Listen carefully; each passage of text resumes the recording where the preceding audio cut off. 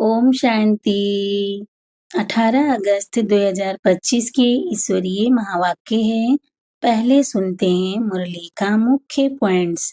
बाबा ने कहा, जैसे बाप गाइड है वैसे तुम बच्चों को भी गाइड बन अंधों की लाठी बनकर सबको घर का रास्ता बताना है।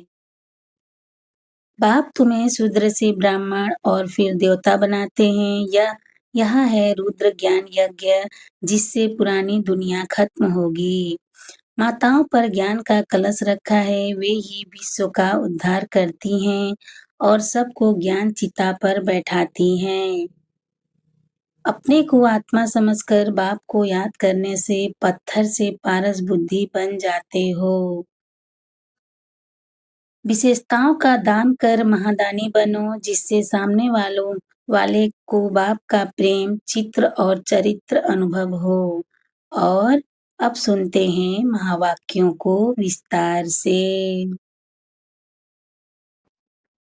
मुरली का सार। मीठे बच्चे, जैसे बाप गाइड है ऐसे गाइड बन सबको घर का रास्ता बताना है, अंधों की लाठी बनना है। प्रश्न है, इस बने बनाए अनादि ड्रामा का राज कौन सा है जो तुम बच्चे ही जानते हो? उत्तर है, यह बना बनाया अनादि ड्रामा है। इसमें न तो कोई एक्टर ऐड हो सकता है, न कोई कम हो सकता है। मोक्ष किसी को भी मिलता नहीं। कोई कहे कि हम इस आवागमन के चक्र में आए ही नहीं। बाबा कहते हाँ, कुछ समय के लिए, लेकिन पाठ से कोई बिल्कुल छूट नहीं सकते। यह ड्रामा का राज तुम बच्चे ही जानते हो। ओम शांति। मीठे मीठे बच्चे यह जानते हैं कि भोलानाथ किसको कहा जाता है। तुम संगम युगी बच्चे ही जान सकते हो, कलयुगी मनुष्य रिंचक भी नहीं जान सकते। ज्ञान का सागर एक बाप है, वही सृष्टि के आदि मध्य अंत का ज्ञान समझाते हैं, अपनी पहचान देते हैं। तुम बच्चे अभी समझते हो, आगे कुछ नहीं जानते थे। बाप कहते हैं, मैं ही आकर भारत को स्वर्ग बनाता हूँ, बेहद का वर्षा देता हूँ, जो तुम अभी ले रहे हो। जानते हैं हम बेहद के बाप से बेहद सुख का वर्षा ले रहे हैं। यह बना बनाया ड्रामा है। एक भी एक्टर न ऐड हो सकता, न कम हो सकता है। सभी को अपना अपना पाठ मिला हुआ है, मोक्ष को पा नहीं सकते। जो जो जिस धर्म का है फिर उस धर्म में जाने वाले हैं। बौद्धिक व क्रिश्चियन आदि इच्छा करे हम स्वर्ग में जाएं, परंतु जा नहीं सकते।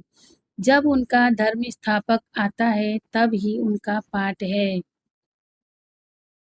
यह तुम बच्चों को यह तुम बच्चों की बुद्धि में है। सारी दुनिया के मनुष्य मात्र इस समय नास्तिक हैं, अर्थात बेहद की बाप को न जानने वाले हैं।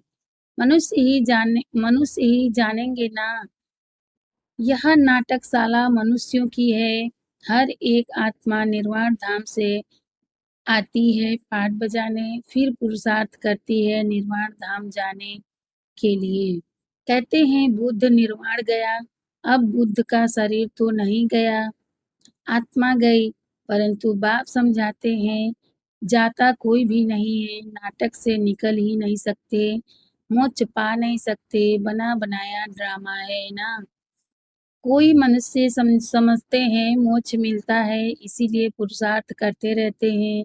जैसे जैनी लोग पुरुषार्थ करते रहते हैं, उनकी अपनी रस्म रिवाज है, उनका अपना गुरु है जिसको मानते हैं। बाकी मोक्ष किसको भी मिलता नहीं है। तुम तो जानते हो हम पाठधारी हैं इस ड्रामा में। हम कब आए, फिर कैसे जाएंगे, यह किसको भी पता नहीं है। जानवर तो नहीं जानेंगे ना, मनुष्य ही कहते हैं हम एक्टर्स पाठधारी हैं। यह कर्म क्षेत्र है जहाँ आत्माएं रहती हैं, उनको कर्म क्षेत्र नहीं कहा जाता। वह तो निराकारी दुनिया है, उसमें कोई खेल पाल नहीं है, एक्ट नहीं।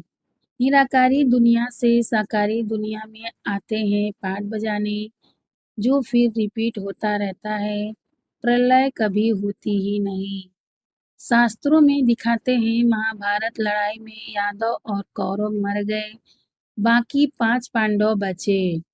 वह भी पहाड़ों पर गल मरे, बाकी कुछ रहा नहीं। इससे समझते हैं प्रलय हो गई। यह सब बातें बैठ बनाई हैं। फिर दिखाते हैं समुद्र में पीपल के पत्ते पर एक बच्चा अंगूठा चूसता आया। अब इनसे फिर दुनिया कैसे पैदा होगी? मनुष्य जो कुछ सुनते हैं वह सत सत करते रहते हैं। अभी तुम बच्चे जानते हो कि शास्त्रों में भी क्या-क्या लिख दिया है। यह सब है भक्ति मार्ग के शास्त्र। भक्तों को फल देने वाला एक भगवान बाप ही है। कोई मुक्ति में, कोई जीवन मुक्ति में चले जाएंगे। हर एक पाठधारी आत्मा का जब पाठ आएगा तब फिर आएगी। यह ड्रामा का राज सिवाय तुम बच्चों के और कोई नहीं जानते। कहते हैं हम रास्ता और रचना को नहीं जानते। ड्रामा के एक्टर्स होकर और ड्रामा की आदि मध्य अंत ड्यूरेशन आदि को न जाने तो बेसमझ कहेंगे ना। समझाने से भी समझते नहीं। 84 लाख समझने के कारण ड्यूरेशन भी लाखों वर्ष दे देते हैं। अभी तुम समझते हो बाबा हम आपसे कल्प कल्प आकर स्वर्ग की बादशाही लेते हैं। 5000 वर्ष पहले भी आपसे मिले थे बेहद का वर्षा लेने। यथा राजा रानी तथा प्रजा सब विश्व के मालिक बनते हैं। प्रजा भी कहेगी हम विश्व के मालिक हैं। तुम जब विश्व के मालिक बनते हो उस समय चंद्रवंशी राज नहीं होता है। तुम बच्चे ड्रामा के सारे आदि मध्य अंत को जानते हो। मनुष्य भक्ति मार्ग में जिसकी पूजा करते हैं उनको भी जानते नहीं। जिसकी भक्ति करनी होती है तो उनकी बायोग्राफी को भी जानना चाहिए। तुम बच्चे अभी सबकी बायोग्राफी जानते हो बाप के द्वारा। तुम बाप के बने हो, बाप की बायोग्राफी का पता है। वह बाप है पतित पावन लिबरेटर गाइड। तुमको कहते हैं पांडव। तुम सबके गाइड बनते हो, अंधों की लाठी बनते हो, सबको रास्ता बताने के लिए। यथा बाप गाइड तथा तुम बच्चों को भी बनना है, सबको रास्ता बताना है। तुम आत्मा, वह परमात्मा है। उनसे बेहद का वर्षा मिलता है। भारत में बेहद का राज्य था, अब नहीं है। तुम बच्चे जानते हो हम बेहद के बाप से बेहद सुख का वर्षा लेते हैं, अर्थात मनुष्य से देवता बनते हैं। हम ही देवताएं थे, फिर 84 जन्म लेकर शूद्र बने हैं। बाप आकर शूद्र से ब्राह्मण बनाते हैं। यज्ञ में ब्राह्मण जरूर चाहिए। यज्ञ है ज्ञान यज्ञ। भारत में यज्ञ बहुत रचते हैं। इसमें खास आर्य समाजी बहुत यज्ञ करते हैं। अब यह तो है रुद्र ज्ञान यज्ञ, जिसमें सारी पुरानी दुनिया स्वाहा होनी है। अब बुद्धि से काम लेना पड़ता है। कलयुग में तो बहुत मनुष्य हैं, इतनी सारी पुरानी दुनिया खलास हो जाएगी। कोई भी चीज काम में नहीं आनी है।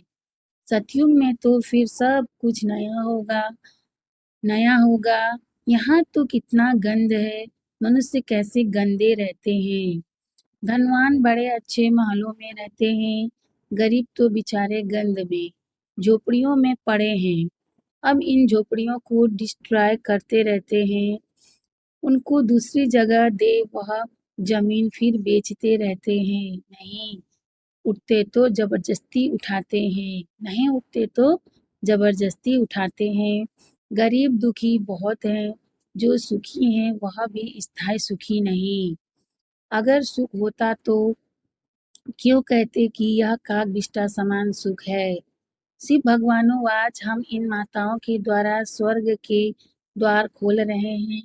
माताओं पर कलश रखा है, वह फिर सबको ज्ञान अमृत पिलाती हैं। परंतु तुम्हारा है प्रवृत्ति मार्ग। तुम हो सच्चे सच्चे ब्राह्मण तो सबको ज्ञान चिता पर बिठाते हो। अभी तुम बनते हो दैवी संप्रदाय। आसुरी संप्रदाय अर्थात रावण राज्य। गांधी भी कहते थे राम राज्य हो, बुलाते हैं हे पतित पावन आओ, परंतु अपने को पतित समझते थोड़े ही हैं। बाप बच्चों को सुजाग करते हैं, तुम घोर अंधियारे से सुझरे में आए हो। मनुष्य तो समझते हैं गंगा स्नान करने से पावन बन जाएंगे। ऐसे ही गंगा में हरिद्वार का सारा किचड़ा पड़ता है। कहाँ फिर वह किचड़ा सारा खेती में ले जाते हैं। सतयुग में ऐसे काम होते नहीं। वहाँ तो अनाज ढेर की ढेर होता है, पैसा थोड़े ही खर्च करना पड़ता है। बाबा अनुभवी है ना। पहले कितना अनाज सस्ता था, सतयुग में बहुत थोड़े मनुष्य हैं, हर चीज सस्ती रहती है। तो बाप कहते हैं मीठे बच्चे, अभी तुमको पतित से पावन बनना है। युक्ति बहुत सहज बताते हैं। अपने को आत्मा समझ बाप को याद करो। आत्मा में ही खाद पड़ने से मु- मुलम्मे की बन गई है। जो पारस बुद्धि थे वही अब पत्थर बुद्धि बने हैं। तुम बच्चे अभी बाप के पास पत्थर नाथ से पारसनाथ बनने आए हो। बेहद का बाप तुमको विश्व का मालिक बनाते हैं, सो भी गोल्डन एजेड विश्व का। यह है आयरन एजेड विश्व। बाप बैठ बच्चों को पारसपुरी का मालिक बनाते हैं। तुम जानते हो यहाँ के इतने महल माड़ियाँ आदि कोई काम में नहीं आएंगे, सब खत्म हो जाएंगे। यहाँ क्या रखा है, अमेरिका के पास कितना सोना है। यहाँ तो थोड़ा बहुत सोना जो माताओं के पास है वह भी लेते रहते हैं, क्योंकि उनको तो कर्ज में सोना देना है। तुम्हारे पास वहाँ सोना ही सोना है। यहाँ कौड़ियाँ, वहाँ हीरे होंगे। इनको कहा जाता है आयरन एज। भारत ही अविनाशी खंड है, कभी विनाश नहीं होता। भारत है सबसे ऊंच ते ऊंच। तुम माताएं सारे विश्व का उद्धार करती हो। तुम्हारे लिए जरूर नई दुनिया चाहिए, पुरानी दुनिया का विनाश चाहिए। कितनी समझने की बातें हैं। शरीर निर्वाह, अर्थ धंधा आदि भी करना है, छोड़ना कुछ भी नहीं है। बाबा कहते हैं सब कुछ करते हुए मुझे याद करो, करते रहो। भक्ति मार्ग में भी तुम मूस मासुक को याद करते आए हो कि हमको आकर सांवरे से गोरा बनाओ। उनको मुसाफिर कहा जाता है। तुम सब मुसाफिर हो ना। तुम्हारा घर वह है जहाँ सब आत्माएं रहती हैं। तुम सबको ज्ञान चिता पर बिठाते हो। सब हिसाब किताब चुकतू कर जाने वाले हैं। फिर नए सिर तुम आएंगे। जितना याद में रहेंगे उतना पवित्र बनेंगे और ऊंच पद पाएंगे। माताओं को तो फुर्सत रहती है, मेल्स की बुद्धि धंधे आदि तरफ चक्र लगाती रहती है।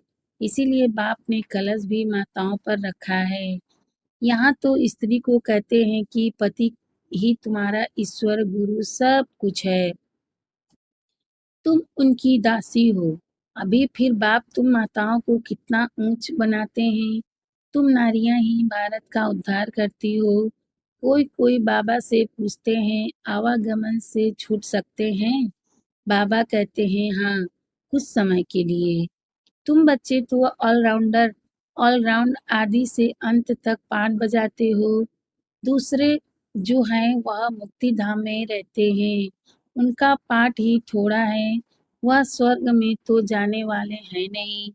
आवागमन में आवागमन से मोक्ष उसको कहेंगे जो पिछाड़ी को आए और यह गए। ज्ञान आदि तो सुन न सके, सुनते वही हैं जो शुरू से अंत तक पाठ बजाते हैं। कोई कहते हैं हमको तो यही पसंद है, हम वहाँ ही बैठे रहें। थोड़ ऐसे थोड़े ही हो सकता है, ड्रामा में नुदा हुआ है, आकर पिछाड़ी में जाकर पिछाड़ी में आएंगे जरूर।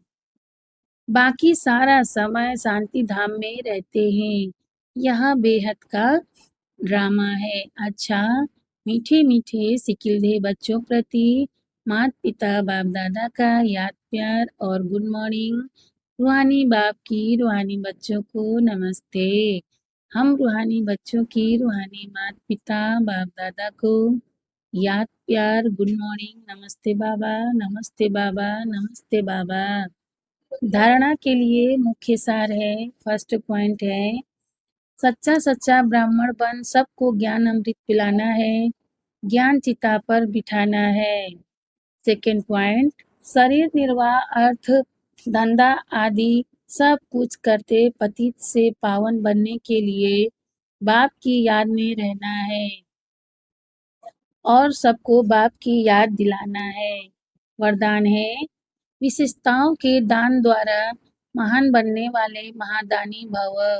विशेषताओं के दान द्वारा महान बनने वाले महादानी भव। ज्ञान दान तो सब करते हैं, लेकिन आप विशेष आत्माओं को अपनी विशेषताओं का दान करना है। जो भी आपके सामने आए उसे आपसे बाप के स्नेह का अनुभव हो। आपके चेहरे से बाप का चित्र और चलन से बाप के चरित्र दिखाई दे। आपकी विशेषताएं देखकर वह विशेष आत्मा बनने की प्रेरणा प्राप्त करे। ऐसे महादानी बनो तो आदि से अंत तक पूज्यपन में भी और पुजारीपन में भी महान रहेंगे। स्लोगन है सदा आत्माभिमानी रहने वाला ही सबसे बड़ा ज्ञानी है। सदा आत्म अभिमानी रहने वाला ही सबसे बड़ा ज्ञानी है। अव्यक्त इशारे हैं बाबा का। सहज योगी बनना है तो परमात्मा प्यार के अनुभवी बनो। सहज योगी बनना है तो परमात्मा प्यार के अनुभवी बनो। जो सदा बाप की याद में लौलीन रह मैंपन की त्याग वृत्ति में रहते हैं, उन्हों से ही बाप दिखाई देता है। आप बच्चे नॉलेज के आधार से बाप की याद में समा जाते हो, तो यह समाना ही लौलीन स्थिति है। जब लौ में लीन हो जाते हो अर्थात लगन में मग्न हो जाते हो, तब बाप के समान बन जाते हो। अच्छा, ओम शांति।